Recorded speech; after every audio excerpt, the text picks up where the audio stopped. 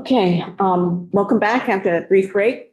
We're going to wrap up the morning with some testimony that is specific to the impact of federal changes on our immigrant and refugee population, and in particular with regard to Afghan refugees who are here in Vermont. And so we're going to start off with Molly Gray. So welcome.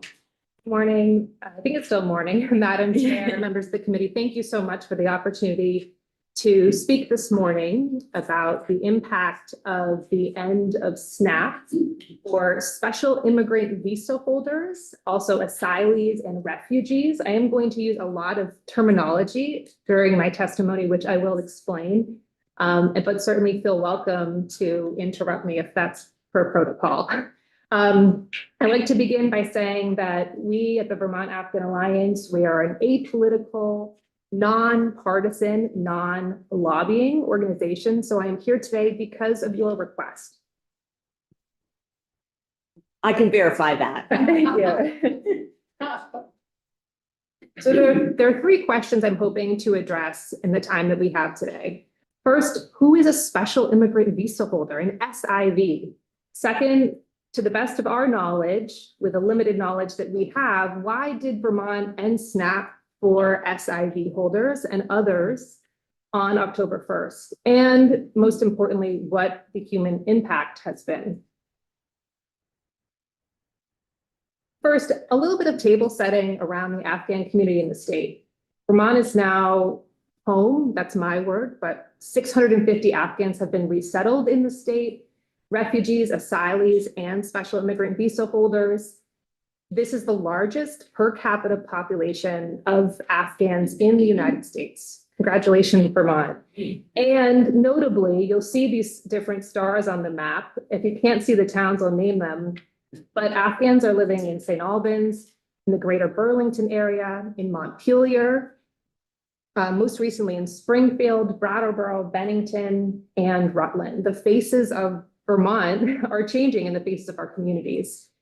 Notably that between 2019 and 2023, this community and the community of Afghans around the United States had contributed $1.97 billion in local, state, and federal taxes, including contributions to Medicaid and Social Security, which is far, far more than they've received in federal benefits. I'm here today, again, on behalf of the Vermont Afghan Alliance, but really want to emphasize that we are one of a number of organizations working across the state. You'll hear from USCRI and ECDC. There's also CVRAN and SHARE and Bridges, really an alphabet soup of community-based organizations working to help these refugees resettle in Vermont, but also other communities. And I want to note actually something very specific. I also need to take a breath. And that is that we sometimes say refugees to mean sort of generally people who arrive in one country coming from another country, right? And sort of this colloquial way, the way that we talk about refugees. There are different, very specific legal meanings around a refugee, an asylee, a special immigrant visa holder. But when we talk about Afghans in Vermont, I want us all to be thinking about allies and veterans, because the United States made this community refugees. So that is another layer of complexity and deep importance in talking about this community. A little bit about the Vermont Afghan Alliance. Not only do we support housing assistance, now most recently a little bit of emergency food assistance, driving instruction, employment assistance, immigration legal assistance, support with Medicaid and health and wellness programming, as well as statewide programming on civics and legal rights. A little bit about the community in Vermont today. There are really two populations. There are those, I'd say, sort of in this the bigger picture, this bigger group, and these are just kind of two representative images, if you will. They're individuals who fled Afghanistan in August of 2021. Many of you may remember that time and watching CNN or MSNBC. Who knows, maybe there are individuals in this room who were serving in Afghanistan and fleeing at that time as well.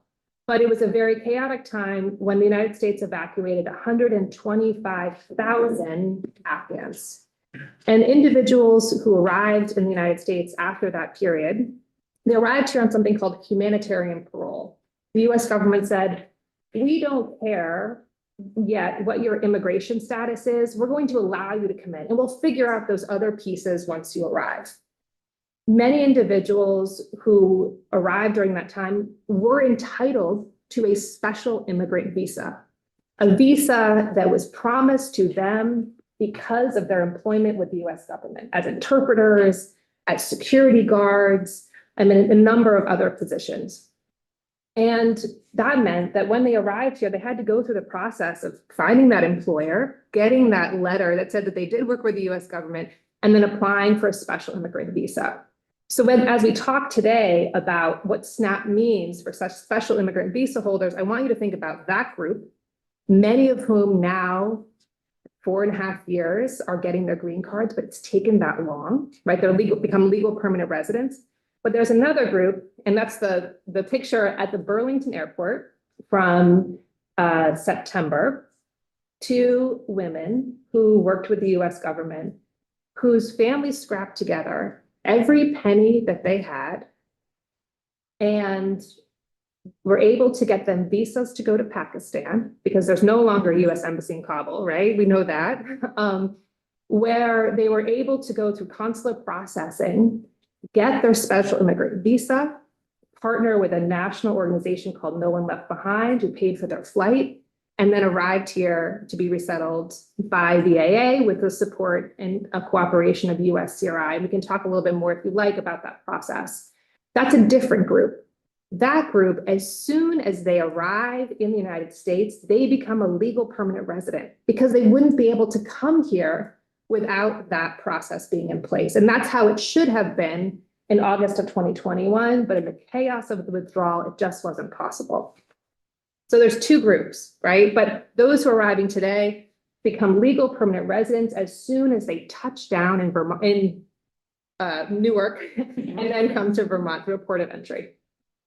Okay, I share this photo because it is the executive order that ended the US refugee admissions program. I want to make sure we're all clear on what has happened and how the landscape changed for refugee admissions over the last several months, but really January being the starting point of that change, and just some high points.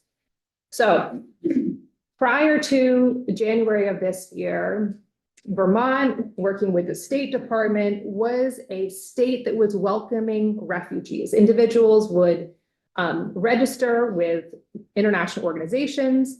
The State Department would have a contract with designated agencies, refugee resettlement agencies, USCRI and ECDC here in Vermont.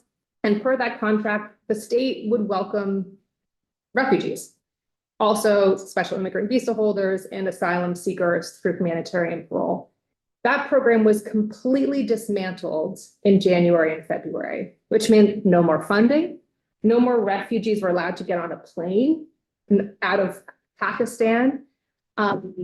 Then we had the end of humanitarian parole altogether, which meant the US said, we're not even going to let anyone come in through this program. Then there was a travel ban that was put in place that included Afghanistan. The one exception in all of these massive changes to policy was for special immigrant visa holders. So individuals who work with the US government. This is largely the only population that's still permitted to come into the US today, that goes through consular processing, and we would argue is still eligible for SNAP benefits. Okay, now we're going to go pretty deep. So buckle up. I'm going to try to explain in the most accessible way possible what we believe HR 1 did and did not do. I'm sorry this language is so small, but I really have it in front of us. Seeing the plain language is so important, right? So HR 1, the One Big Beautiful Bill.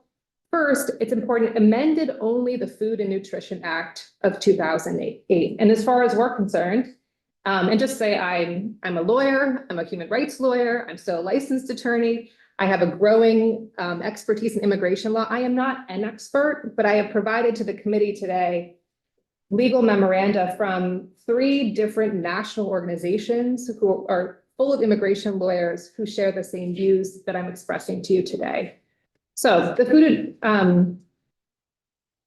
HR 1 only amended the Food and Nutrition Act of 2008. I really want to draw the committee's attention to B, an alien lawfully admitted for permanent residence. So largely HR 1 ended SNAP, except for this enumerated list. And B means that those individuals who are aliens lawfully admitted for permanent residence in the United States do not lose SNAP. So far, so good? Okay. So my question is, when does someone become a legal permanent resident? So I want to explain 4 individuals who came here as a refugee, sometimes called a P1, P2, if you really want to get into the weeds, or an asylee, both fleeing a country of origin, country of nationality because of persecution, but they become legal permanent residents at different points. So a refugee is allowed to come into the United States. Normally after 1 year of residence, they adjust status. That's the legal term, right? Adjustment of status. They adjust to legal permanent resident status. Second, asylees, it's a little bit longer. Arrive in the US, have to apply for asylum, have to make a case that if they went back to their home country, they face persecution. And after asylum is granted, which can take a couple of years, 1 year after that grant of asylum, they can apply to become a legal permanent resident, and generally that is granted. So far, so good. So that can be, I just want to understand the lag periods, right? So for a refugee, it's 1 year before legal permanent resident. Asylees, it can be sometimes 1 year, mostly 2, sometimes even 3. Unfortunately, we've seen 4 years or longer. And for those who are coming in now, you're just talking about the 2 women who are coming in now. They become a legal permanent resident. Next slide. Oh, sorry. Then go on. Some of us are looking Oh, ahead, looking so we ahead. know, I'm sorry. paying close attention to Yes. the witness. That's a very important point. Okay. I want you to remember that the Trump administration dismantled the refugee admissions program. Except for Afrikaners, and you'll hear from Tracy Dolan later, could probably speak with a little bit more clarity on this. Refugees aren't coming to the US. They're not permitted to come to the US, right? Asylees are not coming to the US. Humanitarian parole is done. So really, when we're talking about people coming to the US henceforth or after January, we're talking about special immigrant visa holders. So again, what is an SIV? SIVs were created by Congress in 2009. Why? Because the US was involved in conflicts in Iraq and Afghanistan, and I believe they wanted to honor those individuals who were hand in hand, arm in arm with the US government, supporting US military and diplomatic missions. The Afghan Allies Protection Act of 2009 created the SIV program for Afghanistan, and very, very importantly said that for the purposes, we're not going to go back and amend lots of legislation, but we are going to say that for the purposes of immigration benefits and resettlement, that SIVs are really treated like refugees. Okay? And that very importantly, as I've already said, special immigrant visa holders become legal permanent residents the moment they arrive in the United States, cross a port of entry. Their green card is green card, right? That's a legal permanent resident proof, comes in the mail. It literally comes in the mail after someone comes in through Newark or JFK or whatever the major airport is. So on that basis, on HR 1 alone, one could argue that as soon as someone becomes a lawful permanent resident, either once they meet that cross the legal permanent resident doorway as a refugee or an asylee, but most importantly, as a special immigrant visa holder, as soon as they arrive in the United States, they are eligible for SNAP benefits.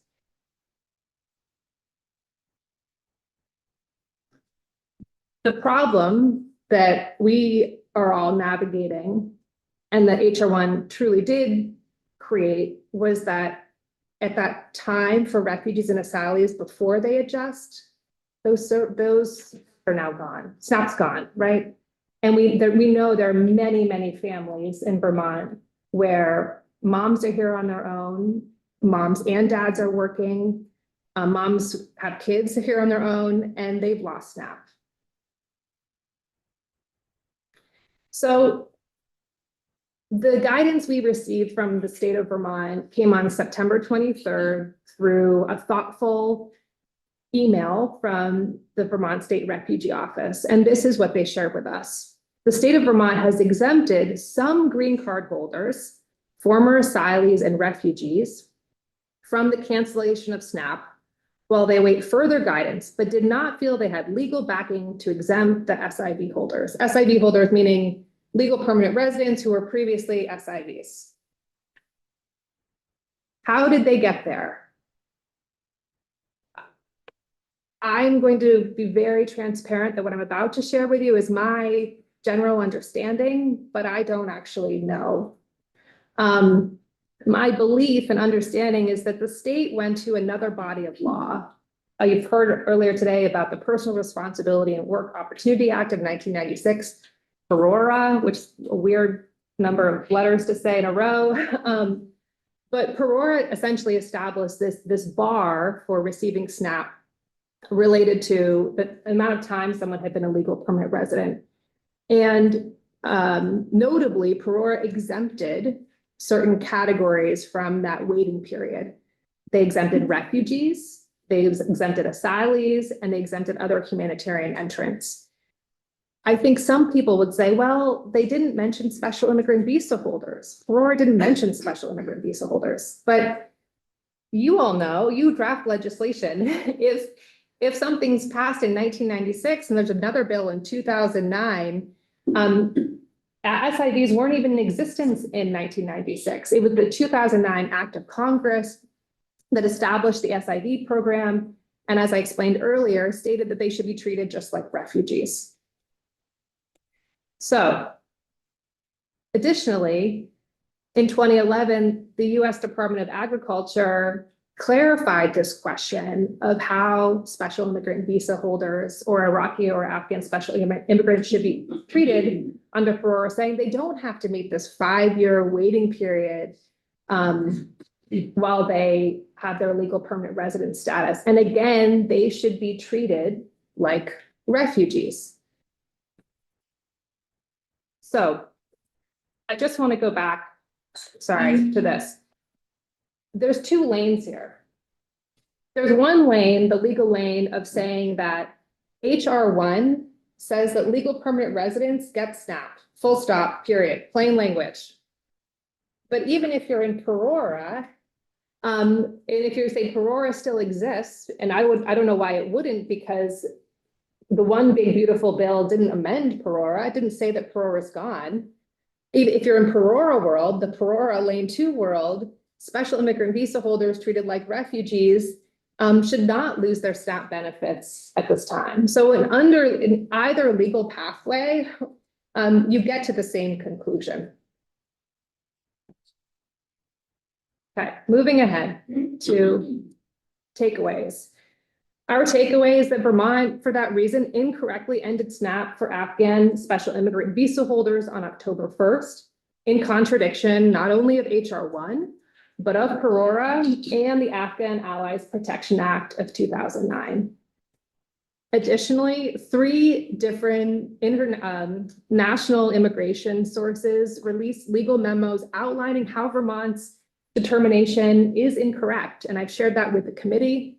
And I think that those documents have been sent around. I'm happy to send them around. Vermont was the first state in the nation, from what we know, because it created quite a stir, to remove Afghan SIV holders from SNAP, with other states taking a different approach. And you see the states listed there. Additionally, I think it's really important to think about the bigger picture policy in this moment. And that is that the Trump administration continues to allow special immigrant visa holders to come into the US, continues to process special immigrant visas in Pakistan, and most recently restarted IOM, which is the International Organization for Migration, to help process SIVs coming to Pakistan to get to the United States. To conclude, recommendations from the Vermont Afghan Alliance would be urgently to reinstate SNAP benefits for SIV holders and provide back benefits to October 1st, full stop. Additionally, I know there's been a lot of discussions around the error rate. I'm not an error rate expert, although I've done the math and I'm still trying to understand, because this population is so small, whether it would put the state over the error rate, but I'm sure the state will speak to that. If the concern is for the error rate, fund SNAP for these Vermonters through state funds. It's not that many people. And then I would also advocate that as a matter of policy, additionally reinstate SNAP for refugees and asylees awaiting adjustment to legal permanent resident status using state funds. Because again, it's just those people who are waiting for that adjustment period. And it could be for some, it could be 6 months from now, or 4 months from now, or a year from now. But it's taking care of the population that's here, that's also Afghan or came here under humanitarian parole, and it's just waiting for that adjustment. And then finally, this is really my plea to you all as leaders in your communities and leaders for the state. Everyone last night was applauding the incredible work of our governor, and we applaud that work as well, and the e-board and the legislature. And the governor said, it's our obligation at this point as states to do what we can for the people we serve. We couldn't agree more. And this is a basic benefit that many, many Vermonters rely on. But at this point, it's really hard to believe that the state has one group of Vermonters over here that now is relegated to this separate system, and another group of Vermonters that is still on SNAP. And so I think it's important to publicly clarify the state's position, as well as expressing unequivocal support for the contributions of SIV holders, refugees, and asylees as Vermonters to Vermont's workforce, tax base, economy, and communities. Thank you very much. This has been really helpful to sort of lay the groundwork and understanding about what all of these terms mean and how they are applied in sort of real life terms, because they impact people's real lives. So it's very helpful to have. I'm going to hold questions right now to make sure that we have time for all of the witnesses, and then we will see if people have questions for people after we hear from the other witnesses. Thank you very much. Thank you.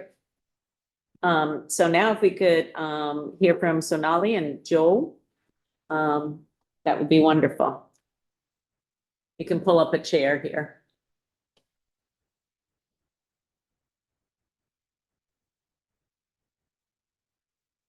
I just need to.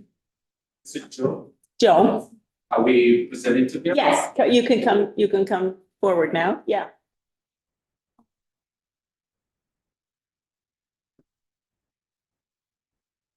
Yes. If we can. I just need to share my screen. You could, yeah, have a seat. Thank you. And how we, Yeah, because we are from two different organizations. I understand you're from two different organizations. Yeah. All talking about the same thing though. Right. It's the link.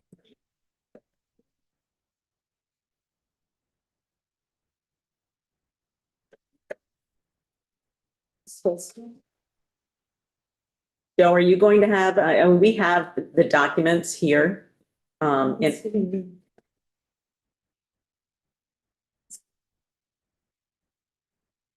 Lori, can you speak to me?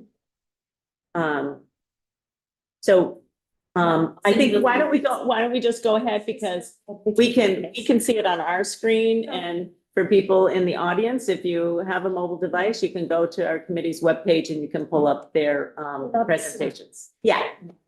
That would be great. And I'll leave it up to you to decide who goes first. And just, I'm not sure if you've presented to a Vermont Legislative Committee before, but you just introduce yourself and where you're from, what organization you're representing, and then you can proceed. And we have your testimony on our computer. So thank you.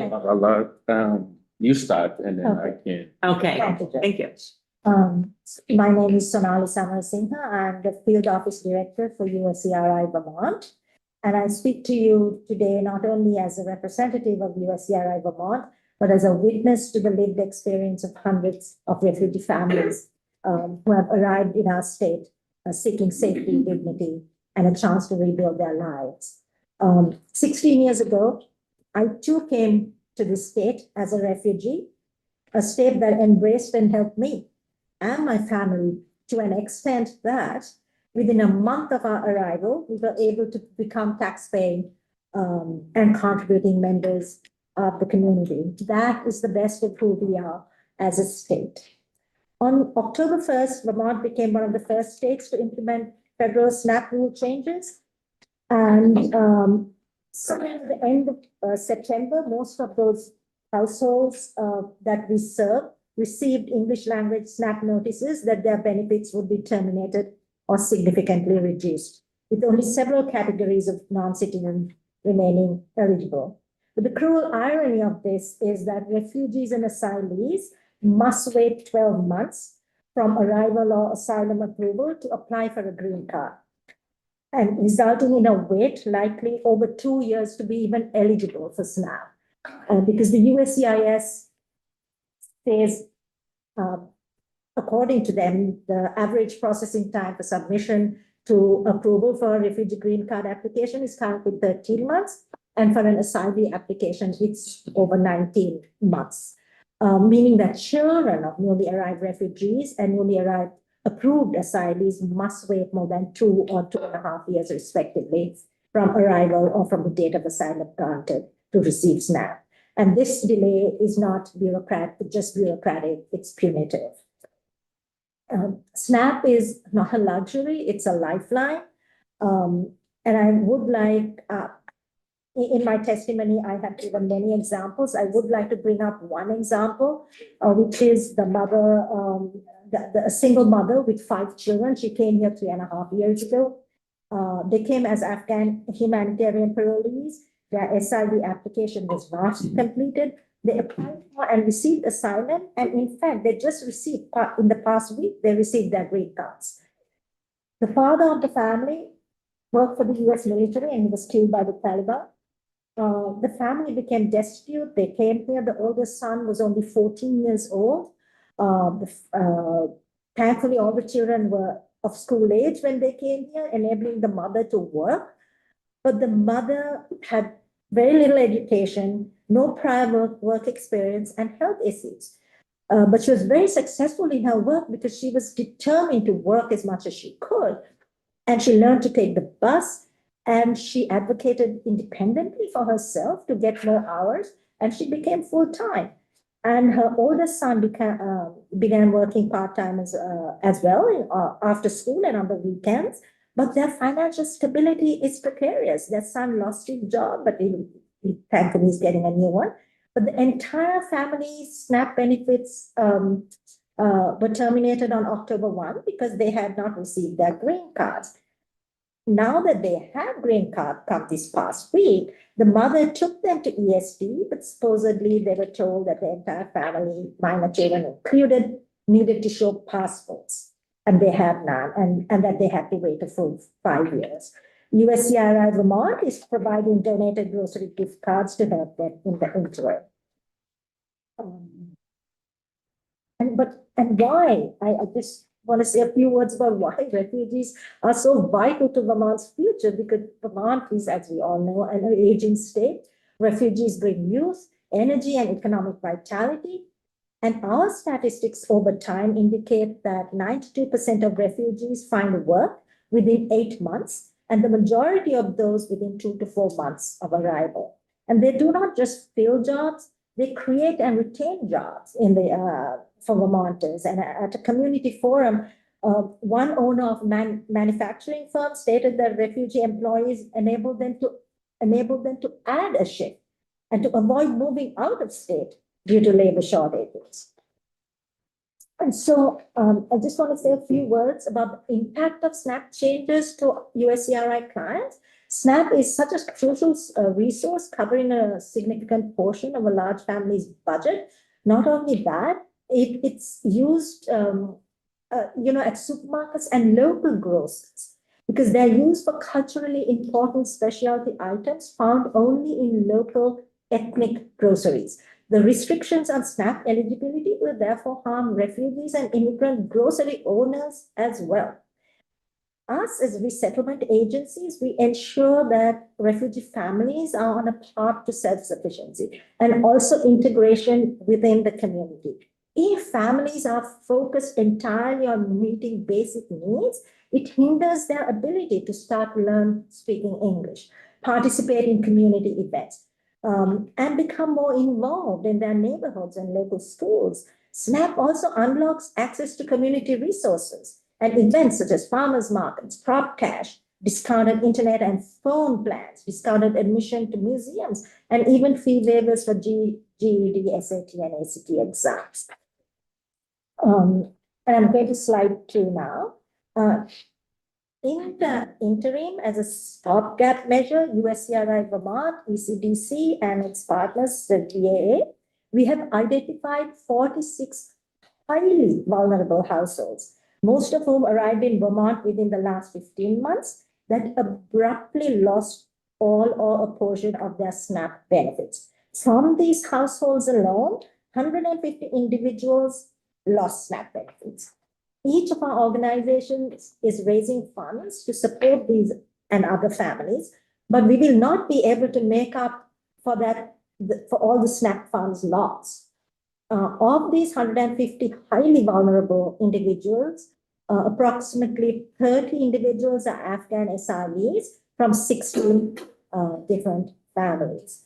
Among the impacted Afghans are an expecting mother who arrived in the US last month and whose husband is working hard to find a job, a recently arrived widow with health problems whose daughter is through to attend high school for the first time, an elderly woman who had risen to join Afghan's cohort of female judges and had to flee without her family. So she's here alone after the fall of Kabul.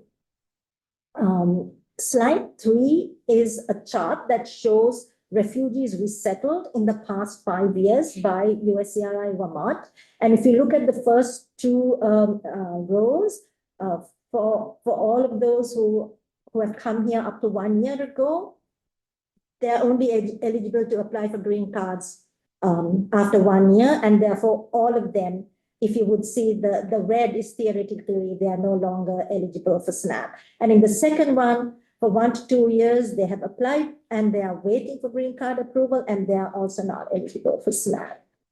So during the last 5 years, USCRI Vermont has resettled 255 households and over 300 Afghan humanitarian parolees, almost all of whom have obtained asylum or special immigrant visa status. Of those resettled in the last 5 years, by USCRI Vermont, 30 households consist of 6 or more members. A few households were as large as 10 to 13 members. 13 of those households arrived less than 2 years ago and are unlikely to have a green card, including 2 families of 8, 1 family of 9, and 2 families of 10. None of these families would retain any SNAP eligibility.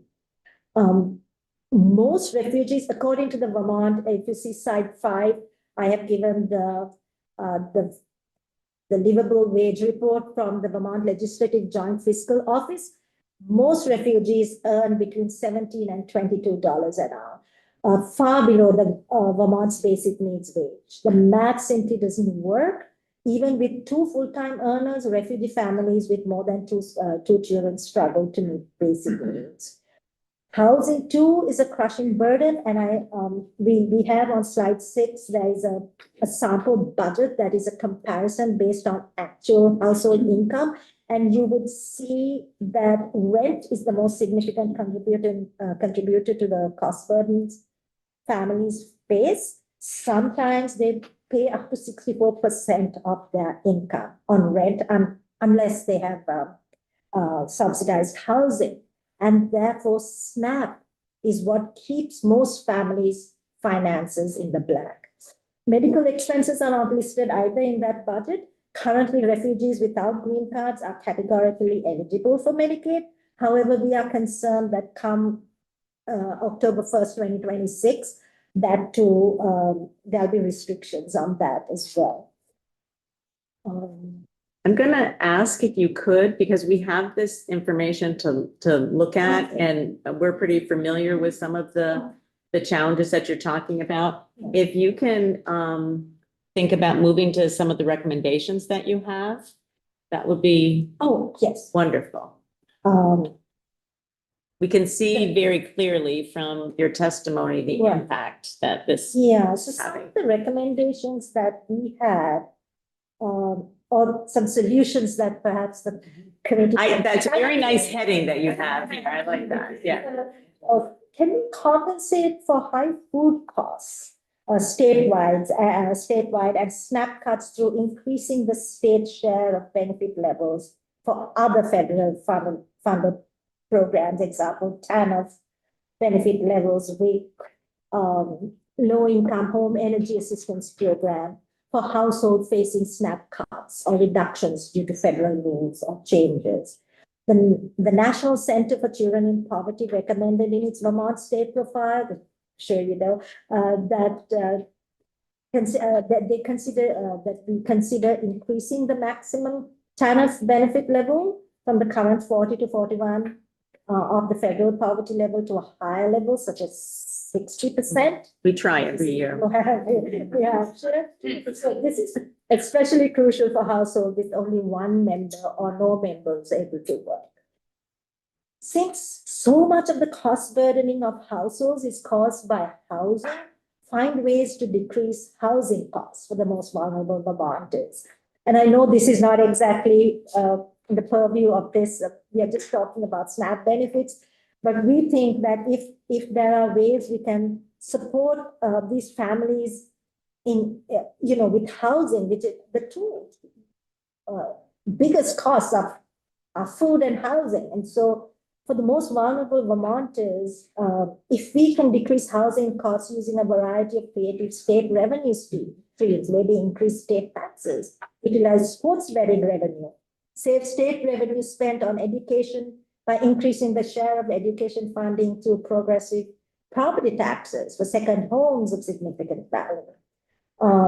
Continue to fund development of affordable rental housing, especially units with 3 to 4 bedrooms, which are extremely hard to find. And we find that the clients we resettle usually have large families as well. Increase the number of housing vouchers using state funds if needed, while the production of new rental housing lags so far behind demand. So those are some of the recommendations that we've had, because we are here to talk about the impact mostly for our clients as we see them today. And but also, I think, yes, I said that, use estate taxes and sports betting revenue. We just had that idea. So in slide 9, our closing message, as I conclude, I would like you to imagine being a parent of 6 working full-time at $20 an hour and still unable to adequately feed your children or pay rent. This is really not a failure of effort on their part. It is a failure of policy. We here, what we are doing is we are otherizing a certain group of Vermonters, the state's newest Vermonters, and most of whom are people of color. And they are the ones who are being impacted most. And it's just one group of people. And Vermont has the power to restore dignity and stability to these families. Let us not allow these technicalities to become tragedies. Thank you. Thank you very much, Sonali. Appreciate all of the data too that you provided here for us. It really helps us with understanding the background and the impact on Vermonters who we have welcomed here and who we want to continue to welcome. So, okay, Joe, we're gonna move to you now. Thank you. Thank you. And I would encourage witnesses who are coming up to, we don't need to repeat things, you know, about what the federal changes have done. But give us your interpretation of what that impact is. So we know what the federal changes have. So thank you. Thank you, Representative Wu. My name is Joe Weir. I am the Executive Director of ECDC, and ECDC is the Ethiopian Community Development Council. We are one of the 10 resettlement organizations accredited by the Bureau of Population, Refugees, and Migration under the Department of State. So here in Vermont, USCRI and ECDC are the two organizations that have this contract with the State Department. We based in the northern part, the southern part of Vermont, which is our offices are in Brattleboro and Bennington. I'm here before you to speak on behalf of hundreds of refugees that are based in Brattleboro, Bennington, and Springfield. One thing I want to say is to thank you all from all of you here. I think Vermont has been, since I started this job, Vermont has been one of the states that really support refugees resettlement. It's a testament to all of your commitments here, from the governor's office to all of you here, that you have really continued to support refugees. And in doing so, we have one of the lowest out-migration of refugees leaving Vermont to go to other places. It's because of all of you, what you do for refugees. In recent times, one of my refugees left and went to North Carolina, and I got a call from him 3 weeks after and say, I'm coming back home. So thank you so much on that. I already gave you the background of what we do. You have the slide before you. So I just want to go to the Code of Resettlement Program. Is based on self-sufficiency. And the self-sufficiency is, as quickly as possible within 90 days. That means refugees come and really want to start working, and we do all we can to support them to do that. But just imagine if you move to a new place and you've been asked to be self-sufficient within 90 days, just not possible. And so that's why the benefits that refugees receive is so important to be able to give them a right to be able to be self-sufficient within 90 days. From refugees resettlement agencies, our focus is to support them both in 90 days and post 90 days. And after the 90 days period, we'll continue to reevaluate the cases that we work with and see who has reached that self-sufficiency, and then either close the case to move on. Maybe sometimes you are not on state benefit or federal benefit anymore. And for those who are state, will continue to provide you with support for a long period of time. And we have resettled for ECDC, we have resettled over 500 refugees. Just imagine within the last 4 years in Southern Vermont. And as I walk the street of Brattleboro, Bennington, sometimes Springfield, and see how I live in the South for over 10 years now, and when I start to see how our communities are changing, it always brings me that kind of peace and joy because of how we in Vermont have made refugees resettlement easier for those who for the first time coming to Vermont. You may think that because we are a rural state, so people wouldn't come, but people want to come and people want to stay. And the only thing we can do is to make them to stay here. The refugees and nationalities we have in the South, Afghanistan, Eritrea, Central African Republic, Democratic Republic of Congo, South Sudan, Yemen, Guatemala, Nigeria, El Salvador, Iraq, Syria, Honduras, Venezuela, Colombia, and Ukraine. So that's the diverse group of people we work with every day there. Now, I want to move on to the impact of the SNAP benefit, termination. Just for this year, I want to come back to how many refugees we settled this year. This year alone, with the termination of contract with PRM, we were still able to resettle 206 refugees. Of those 206, we have 121 of them who are still have decided to make them on their home and are still living in the site.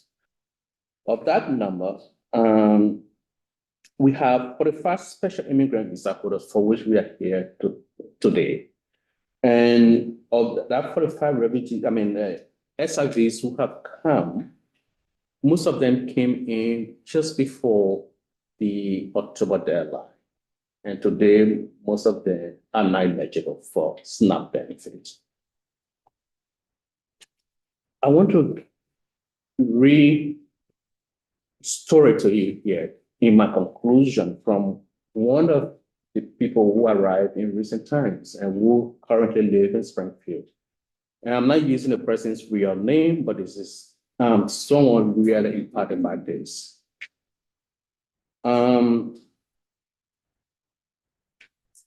I have with you today about, I want to leave with you today about a case that represents not merely an administrative oversight, but a profound moral failure.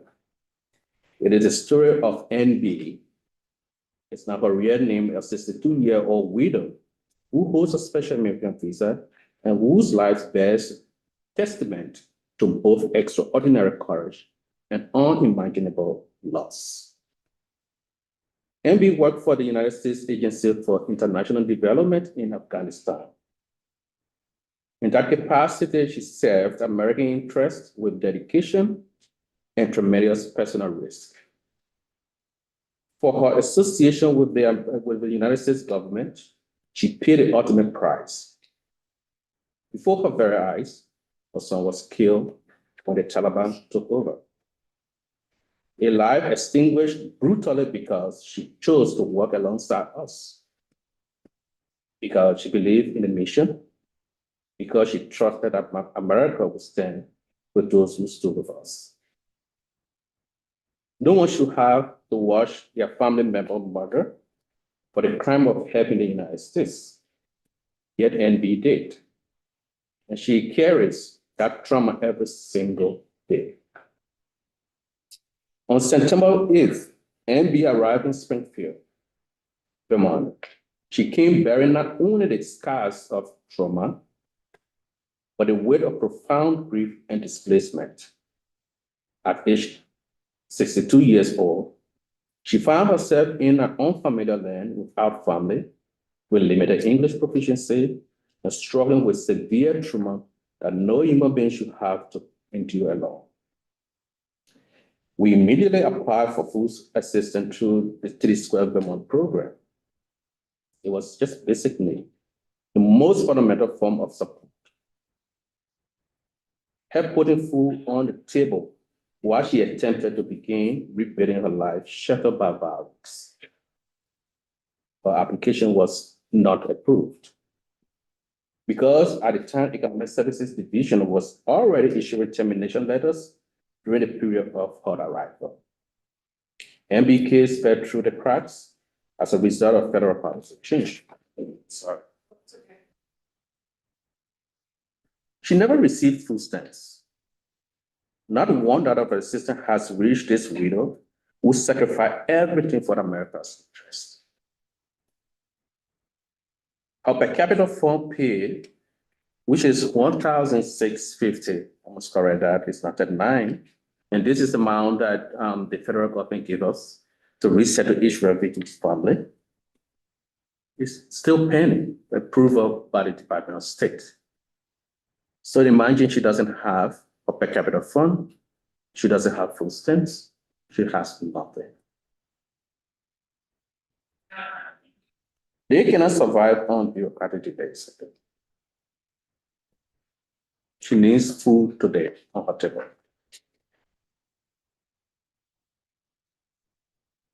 NB is a woman whose child was brutally murdered because of her work for the United States government. She holds a special immigrant visa precisely because our nation recognized its debt to her. She came to Vermont seeking safety and a chance to survive her grief. And yet, she cannot receive basic assistance from the very government for which her son was killed. How do I explain that to her?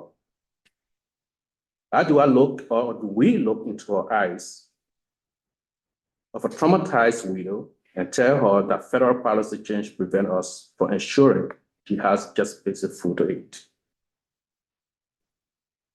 How do we reconcile our nation's promise to protect those who serve us with the reality of a woman going hungry in Vermont?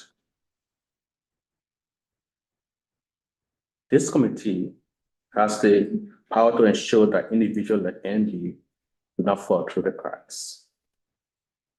Special immigrant visa holders are not ordinary immigrants. They are individuals who risk everything, often losing everything, because they believe in America's mission and trust America's promises.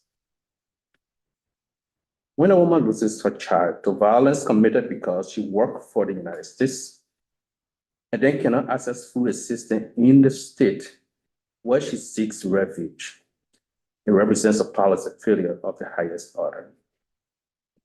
It is not simply because of one case. It is about whether Vermont, our state here, and our nation will honor the commitment we made to those who stood with us. So to conclude, I urge this committee, please, if you can, immediately address the barriers preventing special immigrant visa holders from accessing emergency food assistance during their transition period here. Please, if you can, create an alternative program for refugees and SRV voters who arrive after the policy came to effect. Please also ensure that no individual who risks their life for American interests goes without basic food assistance due to federal policy in our state. MB's story is one of the unimaginable loss and remarkable survival. She deserves better than to struggle for basic substance in a country that promised her safety. She deserves the dignity of knowing that her sacrifice matters and that Vermont will not abandon those who give everything for America. The question before this committee is simple.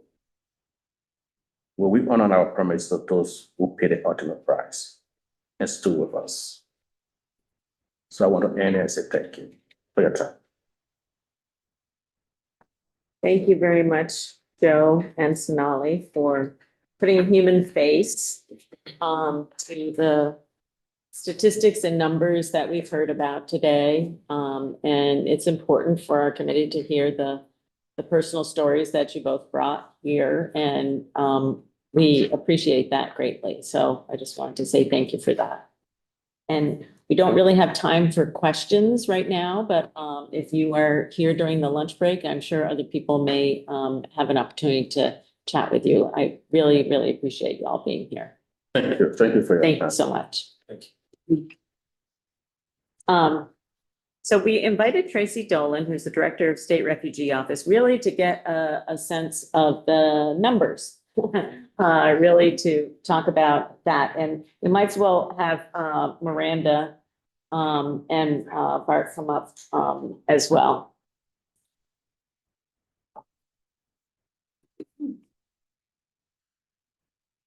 Thank you for sticking with us, and so the committee knows, we are eating into our lunchtime, and that means we're going to have a shorter break at lunch.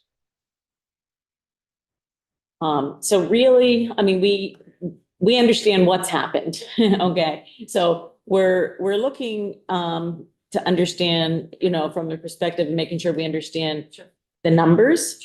And then understanding the why. Because we have gotten different information and are really looking to understand why the state made the decision that it made, other than trying to keep their error rate within 6%, below 6%. So I'll turn it over to y'all. Thank you very much. My name is Tracy Dolan, and I'm the director of the State Refugee Office within the Agency of Human Services. I think my presentation will be relatively brief. Some of the explanations have already been addressed, but I just wanted to walk through the numbers. I see. We're starting with the geographic overview. Actually, I think we could probably move past that quickly. I think folks have described where people have. Yeah, I think we've gotten that from the previous witnesses here. Yeah. Thank you. So the arrivals, I looked at numbers between 2020 and 2025. I just need to put a caveat. We don't have great numbers. The federal databases aren't always consistent. So this is our best information. If I were to poll each agency, I might be able to tighten it up. But overall, in the last 5 years, we've had 1,007 refugees arrive. We've had about 169 special immigrant visa holders, about 55 asylees, 259 humanitarian parolees who are Afghan, 116 humanitarian parolees who are Ukrainian, and 47 Cuban Haitian entrants. Now, some people now might not have that category anymore. For example, the Afghan humanitarian parolees, some of them may have gone down the special immigrant visa route. A lot of them are asylees now. So I didn't put the full number of asylees each year because there was a conversion happening. So this is our best estimate about actual absolute numbers who arrived. Again, could be a little higher or a little lower. And I think you already heard about how long people have to be here before they can apply for long-term lawful permanent residence. Just on the humanitarian parolee side, again, a lot of them have applied for and received asylum, which creates a path to long-term permanent residence, and some of them may be SIVs as well. Also, our Cuban Haitian entrants, some have received and applied for asylum status. I think you heard about the employment, but it is a top priority. We have really good outcomes. In particular, my office measures retention rates, and I just want to highlight Vermont's retention rate. 90-day retention rates for employed refugees is 86%, which is higher than the national average. It's actually the highest in the country. However, although a lot of folks are working, their wages remain well below Vermont's average. So that impacts people's ability to meet their needs. Excuse me just a minute, Tracy. People are having, it's under Miranda's. I think we have to, I You have to just realized I have to refresh. Yeah. That's what I hadn't done. It wasn't there. If you refresh and then look under Miranda, you'll see it. Thanks. Yeah. Okay. Yeah. What's the title? That's the federal changes. Let me refresh. That's why. Yeah, that's why I couldn't. Thank you. Thank you. That Sorry. concludes my portion of the, Okay. Sorry, we can catch up. yes. You gave us the numbers. Now we can look at it. And so can I just ask this? So of those 1,654 plus or minus individuals, do you know how many of them were receiving SNAP benefits? I don't have that information. The SNAP program might be able to speak to you about which households currently, but I wouldn't have information. And I'm not sure that we collect it in that way over 5 years. Right. I don't collect any of that information through my office. Do you know how many are currently receiving? I would have to defer to the. Okay, all right. Yes. Thank you. And I'll be happy to get that to you because I don't have it off the top of my head. Okay.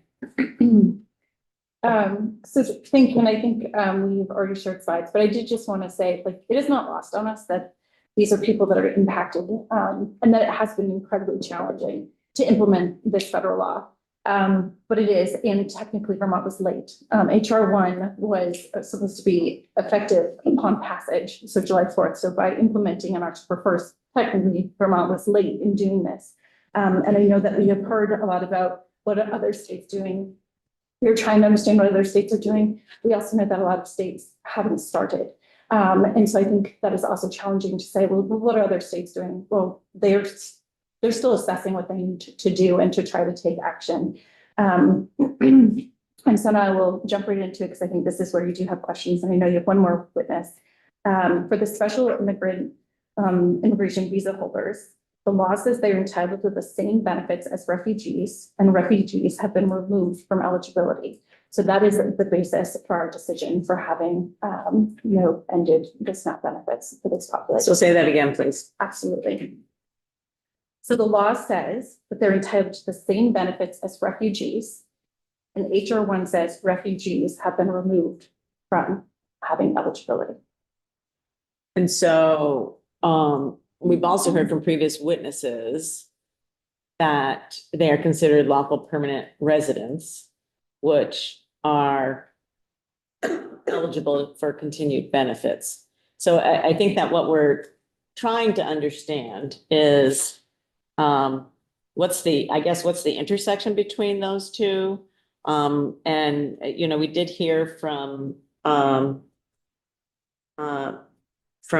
Molly Gray that even with the, looking at the, it was the one with the, Aurora. yeah, that one, and that, felt that even with that interpretation, that there was reason to make a judgment that they would continue to be eligible. So, I think we're struggling a little bit, Vermont was first out of the gate in making this determination.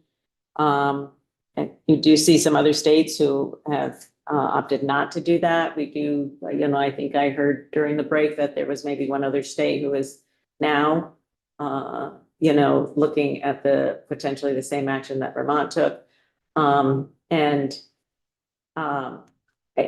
So are you saying by this action that you are not considering these individuals lawful permanent residents? No, they are lawful permanent residents, but lawful permanent residents still have a 5-year wait in order to be eligible for SNAP benefits, unless there is a specific exemption from that 5-year wait. And we have not identified a exemption that applies to this population, to the Afghan SIV holders, that would entitle them to an exemption from the 5-year wait. So by virtue of having a special immigrant visa, does not entitle them to an exemption from the 5-year wait? Not anything we've identified. So realize that's in contrast to the testimony we've heard. So I'm trying to figure out what is that have you seen the interpretations of the other legal arguments that people have offered, and you're just saying you don't believe them, or you don't think they're accurate, or? This comes down to really nuanced statutory interpretation, and the exemptions have very specific statutes they reference. So when they reference specific statutes, a lot of times it's to a specific section in the INA and the Immigrant Naturalization Act. There is not an exemption that we have identified that applies to this population. The other exemptions are very specific to other categories of individuals. We have not identified one for this population. So would it be customary for the federal government to issue guidance on implementation of new changes that they make in federal programs such as the one we're talking about? Yes. And have they done that yet? No, not to the degree that we would prefer. And so, how many, and just look from your records, from the SNAP perspective, how many individuals, is it the 86 that you referenced earlier? 86 cases that have closed, 33 that have had a partial reduction in their benefit. Are those all individuals who have SIV status? Your household. Those are households, households, yeah. No, they're a part of that. They're a subset of that. Do you know how many? I don't have that number. Okay.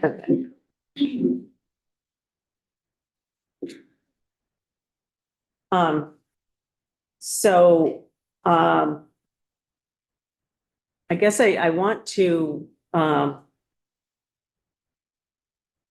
check in because also at yesterday's e-board meeting, Deputy Commissioner, you made a reference to something that the state is doing, or planning to do, or might be considering. It seems rather vague, to be honest. Can you provide us any, with regard to trying to assist these individuals? And just to be clear, committee, you know, there's legal interpretations. We're not lawyers. We're not going to try to discern, I guess, who is right and who might not be right.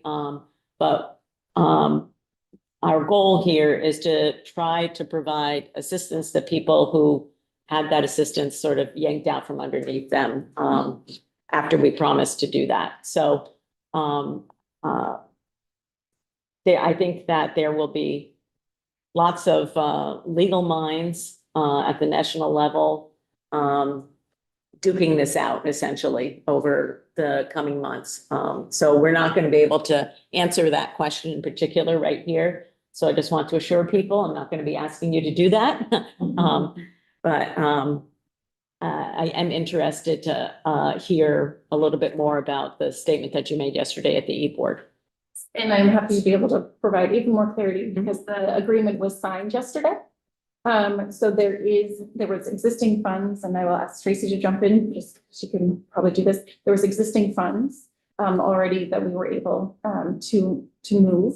And I believe you heard Sonali mention that they were going to be helping put this money out to these impacted households. So that's $106,000 that will be issued out and a ramp down. So I can't remember if it was 80, 60. I think they're determining that. Okay. Yeah, the agencies will use some discretion on how to do that. In terms of giving benefits to those impacted households, kind of like starting off larger and decreasing. So that should be happening soon. And so will you be consulting with the organizations that were just here in terms of identifying those families and individuals most at risk? Sure, I can speak to that. So the grant came out of my office and USCRI is working with partners and they are basically assessing who's most vulnerable and how should the money best be spent to address the most vulnerable. And so it's really in their hands to do that piece of it. But they are working to see, it will be primarily likely the families who are most impacted by the SNAP cuts. And they're using their own formula to figure out what makes best sense. Some situations might have changed in families, for example. And so they are probably getting some of those funds out starting next week. Go ahead. Assuming these are state funds? These are state funds, yeah. These are state general funds that were already in the refugee office budget to assist with employment supports, et cetera. And so we repurposed some of those funds, 106,000, to do a short-term off-ramp to provide a little bit of a cushion. So just to be clear, because it's already appropriated, it did not require any e-board action. So that was just there was no motion yesterday regarding this. That was just an FYI essentially. Okay. Losing my voice. Representative Still Bishop. Bishop. It's been a couple of months. It was just referred to as funding for off-ramp. I guess to me, that implies people who were receiving and are no longer receiving SNAP benefits. What about special immigrant visa holders who have arrived, who were not previously receiving SNAP benefits? They arrived today. Will they be included among those folks who can access that $106,000? To the best of my knowledge, but it would probably be best to speak directly, the way we set up the grant was with the folks who have been cut off in mind. I don't know that the funds will be enough to take on new folks who are arriving who also don't get the benefit. I can't say for sure. I probably have to sit down and chat with the USRI, but the primary goal was really an off-ramp for folks who had already been getting it. So we haven't had many. We probably had a handful arrive. And so I don't know if they're going to determine and figure that out within that group. But I think it becomes tricky. If they are able to take in more as they arrive, even small numbers, it really dilutes that pot of money. An additional Yeah, question, follow if up I and then can. Representative Blumenle. So I would be completely unable to go toe to toe on interpreting sections of the INA. I guess I'm curious more about a process question about resources that the state accessed. I don't know whether we have immigration attorneys on staff that we were able to access as part of that conversation. If so, that would be interesting to hear. If not, were there immigration attorneys that were a part of the consultation process in arriving at the conclusion that the state did? I relied on our legal team that's within AHS. We speak with partners in other states to see what they're doing. But I don't know if I can answer your question specifically as far as whether or not we have an immigration attorney on board, not that I have spoken with.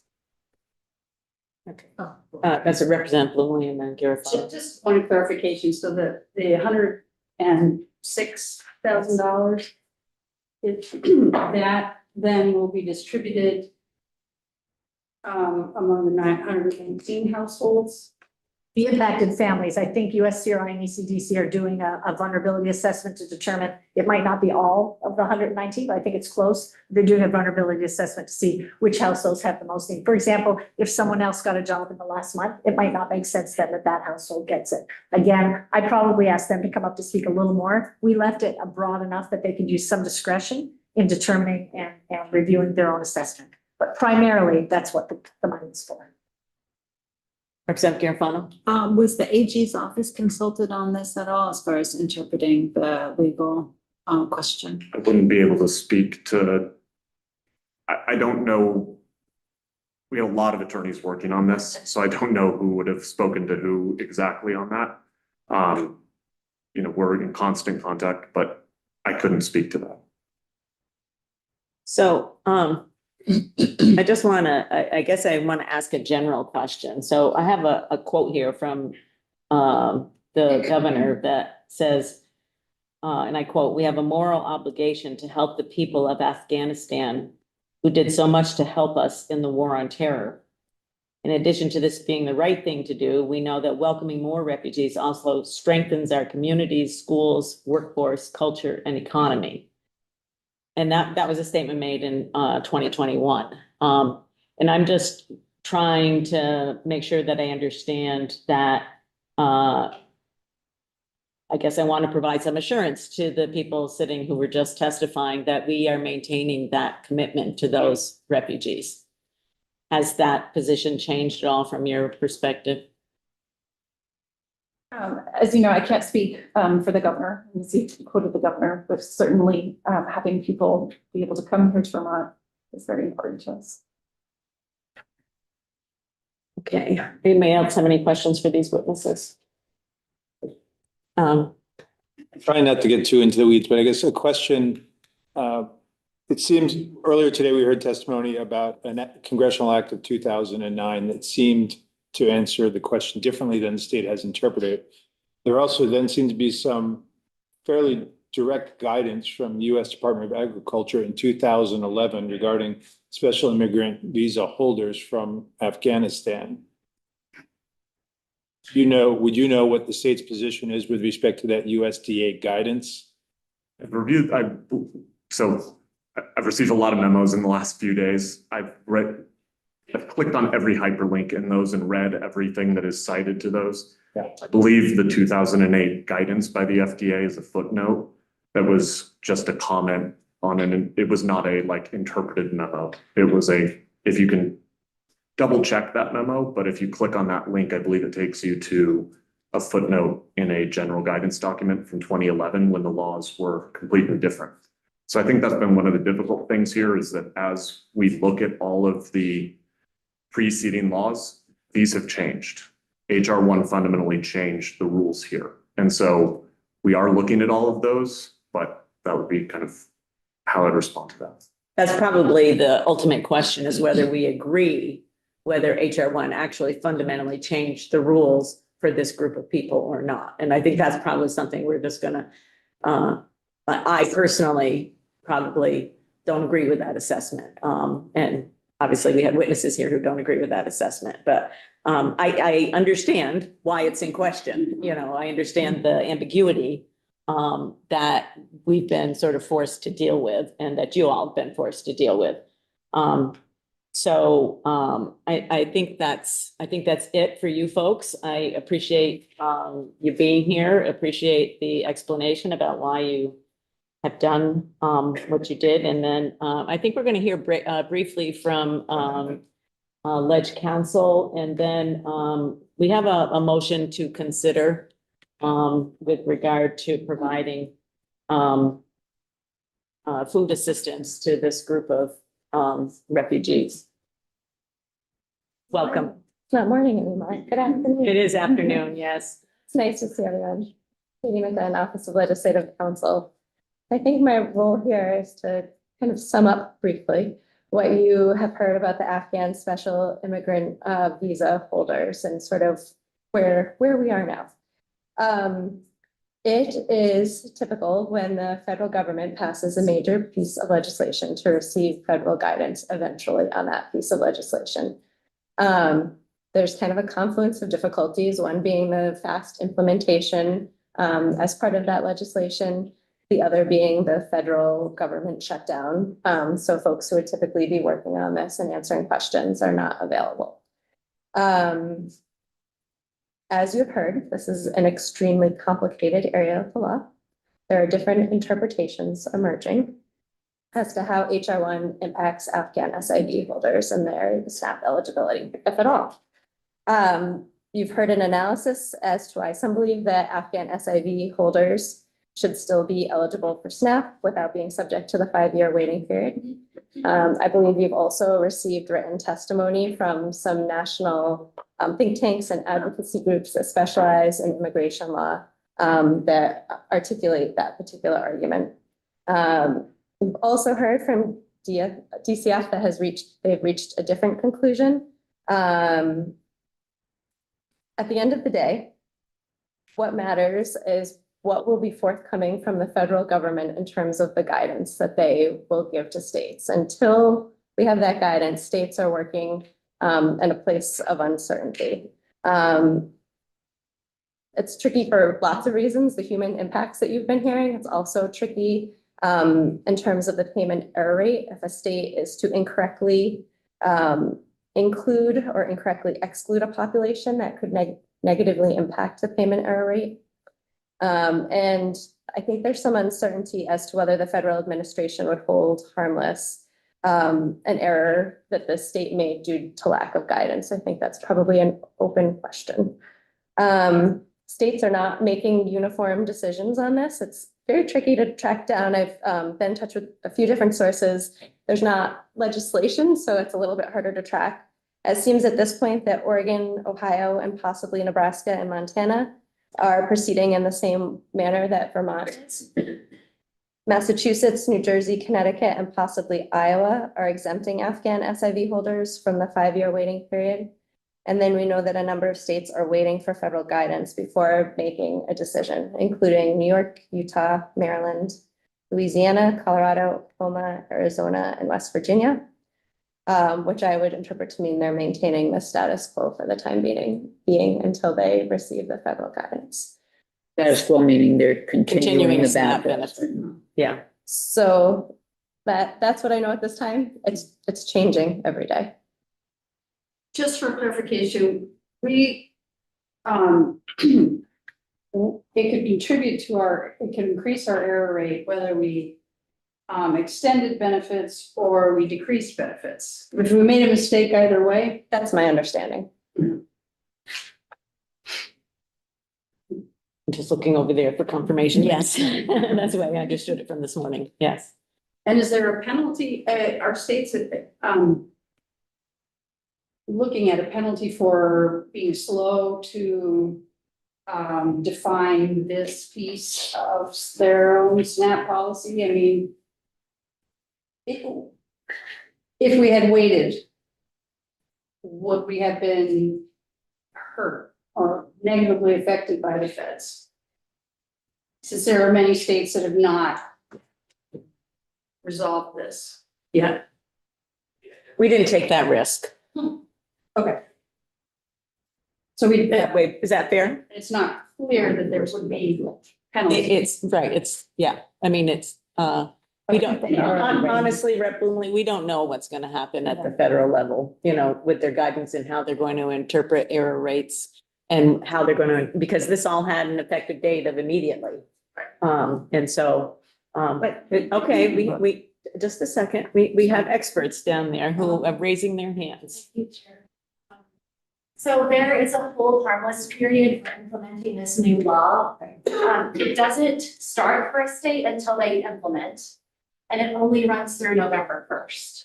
So we implemented in August by publishing an updated policy manual. We are held harmless from mistakes with respect to that implementation until November 1st.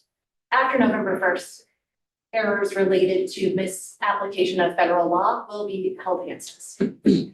I could back payment error. I would just add anything Leslie had mentioned earlier, that we're one of the few states who has an error rate under 6%. So the risk for states is also very different. Some states already can see that they will have millions of dollars that they're gonna have to contribute. Thanks, Joe. Okay? Yeah. Thank you, Katie. All set. Okay, so, just to be clear, we're not gonna solve the legal issues here. But also to be clear, as the governor has said, 2021, and as we have heard today, you know, from organizations that are supporting refugees, the state of Vermont has been a welcoming place for refugees. And, speaking for myself personally, I want that to continue. I think that, I just want to be clear that I am going to ask for a motion. But that is not solving the legal issues that are before us, okay? It is essentially indicating ongoing support for our refugee population. Can I Yes. just add one background piece? Many people were here, but many weren't. My recollection is at least twice in the governor's State of the State address. Yes. He made a specific comment about the desire to support continuing to bring in refugees. But the thing of note to me was those were pieces, very rare pieces in his addresses, which received unanimous support. Applause. Applause, thank you, that's the word. Unanimous applause and very loud applause from the full General Assembly. Yeah. I was here during that time as well. I think that Representative Garofano has a motion to make, and then we'll just go by a show of hands for committee members, sorry. Yes, I am sorry. I shall not vote. Thank you, everyone, that provided context and the background and really the impacts on this very specific community. This is important for me as an immigrant to this country myself, from that region. So it's especially hitting hard. So based on the information that we heard from the national immigration sources, that indicates that Vermont may have acted too quickly in discontinuing benefits for Afghan refugees with special immigration visa status. I move to recommend to the Department for Children and Families that pending USDA guidance to the contrary, SNAP benefits be reinstated immediately for Afghan refugees with a special immigration visa SIV, or that state funds be used to provide food assistance for this population. Is there a second to that motion? Second. Okay, we don't, this is the discussion part. So just so you know, this is a recommendation. It does not hold any law status or anything like that. It's a little bit out of the ordinary, but we are living in extraordinary times. This indicates our preferences to the department and the administration that we, as a legislative body, would like to see continued support for our refugee population. That's essentially what that's doing. Doesn't require them to do anything. It says this is our recommendation to you. So Could I see by a show of hands, those people who are supportive of that motion? I'm gonna abstain. Okay, and those who are opposed? I'm abstaining.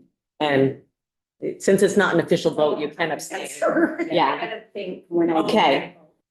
Okay, thank you very much to all of our witnesses this morning. I want to extend my really, and the whole committee sincere appreciation for all of the work that's gone into, one, being here in a special committee meeting that's off session, especially knowing some of you are going to be here back this afternoon, and appreciate hearing and really feeling the impact that this is having on Vermonters. We felt that this morning. And so thank you all for being here.